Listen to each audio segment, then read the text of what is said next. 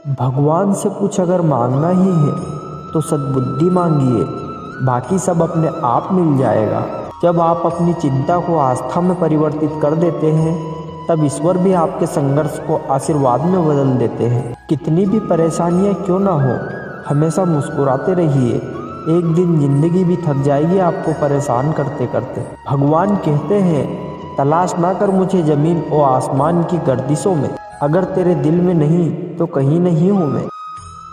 कैसे शुक्र करूँ तेरी रहमतों का ए खुदा, मुझे मांगने का सलीका नहीं है पर तू देने की हर अदा जानता है। सुखी जीवन के 3 मूल मंत्र।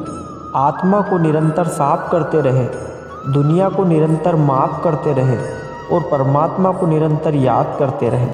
कन्हैया इतना प्यार भी ना करो कि बिखर जाऊं मैं, थोड़ा रूठा भी करो कि सुधर जाऊं मैं। अगर हो जाए खता तो हो जाना खफा, पर इतना भी ना होना कि मर जाऊं। सभी लोग कहते हैं कि अपने पास पैसा रखो, मुसीबत के समय काम आएगा, लेकिन मैं कहता हूं कि भगवान पर यकीन रखो, बुरा समय ही नहीं आए। अच्छाइयाँ हम में नहीं, हमें देखने वालों में होती है, वरना कैसे कोई एक इंसान पूरी दुनिया के लिए दोषों का भंडार और किसी दूसरे के लिए अच्छाइयों का खजाना हो सकता। हम में हमेशा अथाह शक्ति और संभावनाएं होती है, इसलिए अपनी सफलता बनाए रखने के लिए स्वयं में सुधार करते रहना चाहिए और अपनी योग्यता बढ़ाने की दिशा में बढ़ते रहना चाहिए। कोई इंसान जब बुरी भावना से कोई कर्म करता है तो दुख उसका वैसे ही पीछा करता है जैसे बैलगाड़ी के पहिए बैल के कदमों का पीछा करते हैं। श्रेष्ठ वही है जिसमें दृढ़ता हो पर जिद नहीं, वाणी हो पर कटुता नहीं, दया हो पर कमजोरी नहीं और ज्ञान हो पर अहंकार। जिंदगी चित्र की तरह है, आशाओं से रेखाएं खींचो, सहनशीलता से गलतियां मिटा दो, सब्र में ब्रश को भिगो लो और प्यार के रंगों से रंग दो। दुख से भरी इस दुनिया में वास्तविक संपत्ति धन नहीं बल्कि दुआएं और संतुष्टता है। कभी अकेला चलना पड़े तो डरना मत, क्योंकि शमशान, शिखर और सिंहासन, इन तीनों पर आदमी अकेला ही होता है। सरल स्वभाव वाले व्यक्ति को कमजोर समझने की भूल नहीं करनी चाहिए। सरलता उसका संस्कार है, कमजोरी नहीं। जब परिस्थिति बदलना हमारे वश में ना हो, उस समय मन की स्थिति को बदल के देखिए।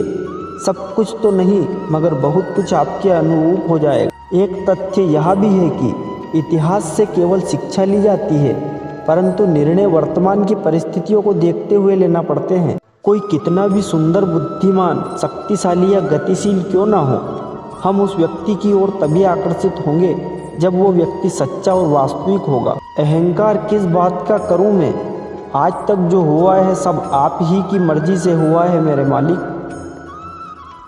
परमात्मा सदा आपके साथ है, इस सत्य को किसी काल में मत भूलो। प्रभु को साथ जानने का भाव तुम्हें निर्भय और निष्पाप बनाने में मददगार होगा। यह संकल्प नहीं है, सत्य है। भगवान हमेशा सबके साथ हाजिर है।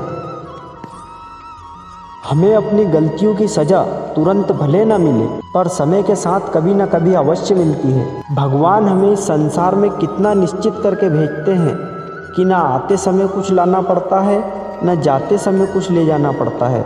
बस आपका कर्म और हरि का लिया हुआ नाम आपके साथ चलता है। गंगा में वही पाप धुलते हैं जो गलती से हो जाए। योजना बनाकर किए गए पाप यमराज के पास ही धुलेंगे। कृष्ण भक्ति में दुखी होने का प्रश्न ही नहीं है, लेकिन अगर आप दुखी हैं तो इसका मतलब है कि आप माया में हैं और आप भक्ति ठीक से नहीं कर रहे हैं। भगवान कहते हैं, मैं किसी का भाग्य नहीं बनाता, हर कोई अपना भाग्य खुद बनाता है। आप आज जो कर रहे हो उसका फल आपको कल प्राप्त होगा। आज जो आपका भाग्य है वह आपके पहले किए गए कर्मों का फल है। सहने वाला जब जुल्म सहकर भी मुस्कुरा रहा हो तो उस इंसान का बदला स्वयं श्री कृष्ण लेते हैं।